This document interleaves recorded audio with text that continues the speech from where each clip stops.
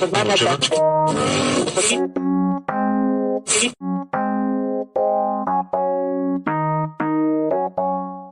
réel, c'est ce qui est, indépendamment de notre perception.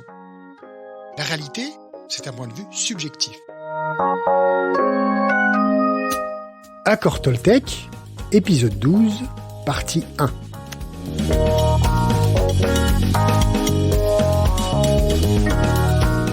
Bonjour à toi, bonsoir. Bienvenue dans le podcast chronique d'une résilience méconnue, ou encore ma quête de la pleine santé.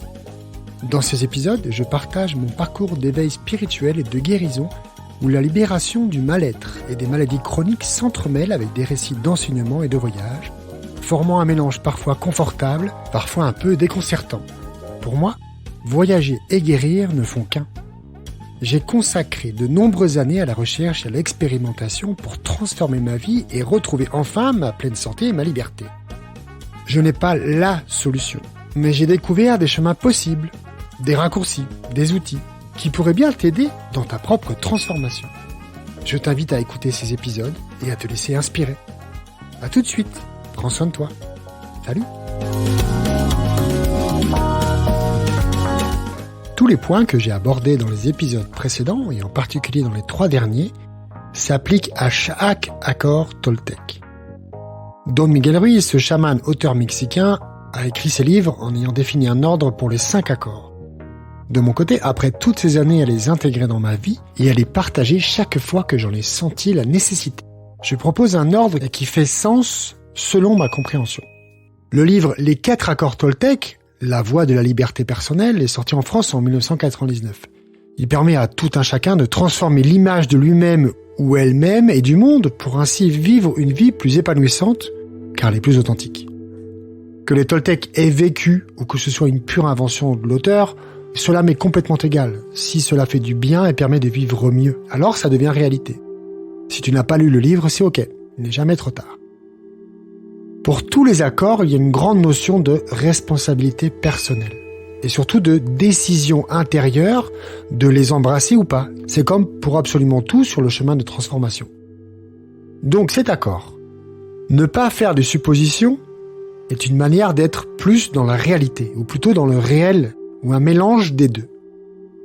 Tu vas te dire, quelle est la différence entre les deux, entre le réel et la réalité? Pour faire simple, car ce n'est pas le sujet du jour.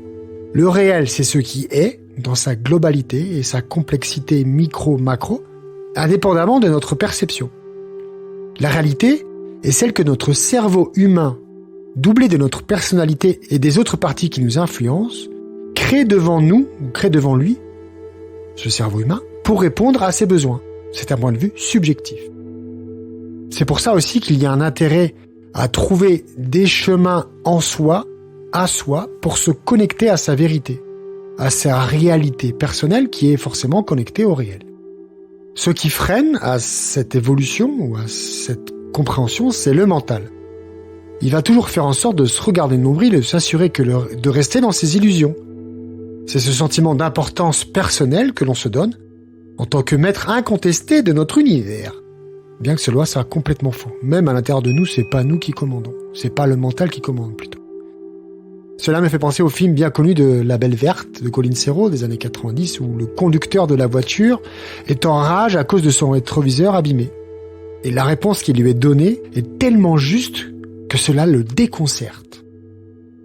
Donc en fait, dans notre quotidien, que peut-on faire pour être un peu plus dans notre réalité? Bon, la réponse est en multicouche, donc je vais pas rentrer là-dedans maintenant, mais en ce qui concerne la notion de Don Ruiz avec les accords Toltec, c'est ne pas faire de suppositions. Donc c'est pas simple, car justement, notre mental souhaite sortir de son état d'agitation en résolvant les problèmes qu'il crée, où il projette sa subjectivité et donc ses suppositions.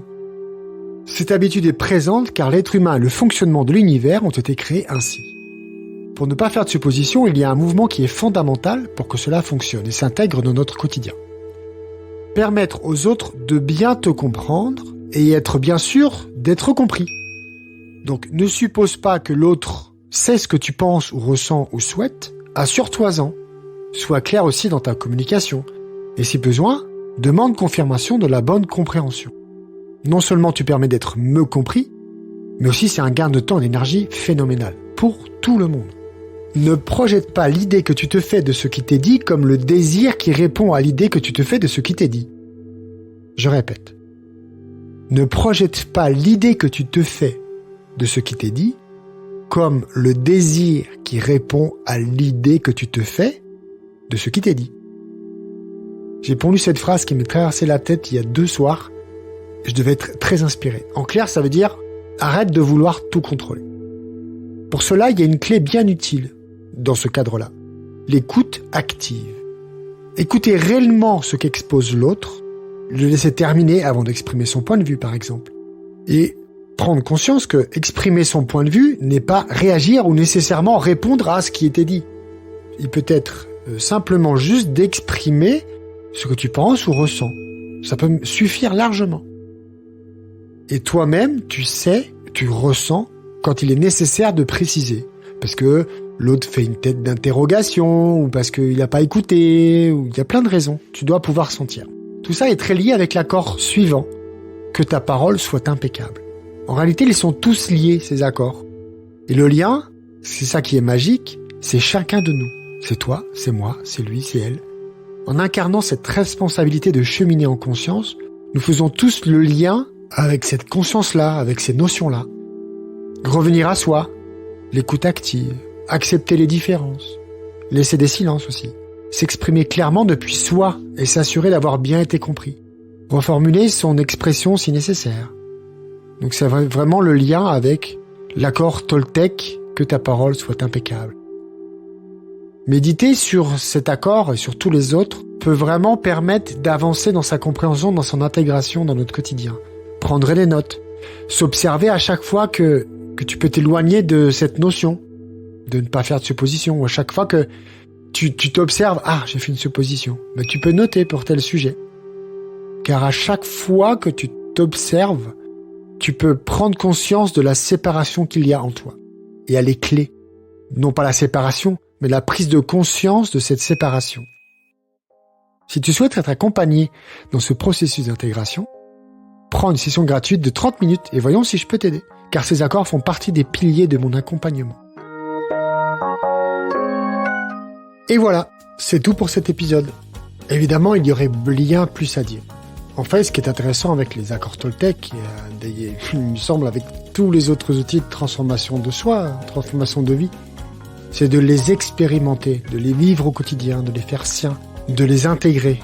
Et ensuite, dialoguer avec d'autres et se nourrir de ces échanges. Merci d'avoir écouté. C'est une série de 5 ou 6 épisodes sur les accords Toltec. Si ce que tu as entendu t'a plu, je t'encourage à t'abonner, à laisser un commentaire, à mettre quelques étoiles sur ta plateforme préférée. Cela ne te prendra que quelques secondes et ce serait une bonne manière pour moi de savoir comment cela se passe pour toi. Bien que l'idéal soit réellement que tu viennes échanger en direct, n'oublie pas que je suis relativement joignable sur les réseaux sociaux. Prends soin de toi et je te dis à la semaine prochaine. Salut!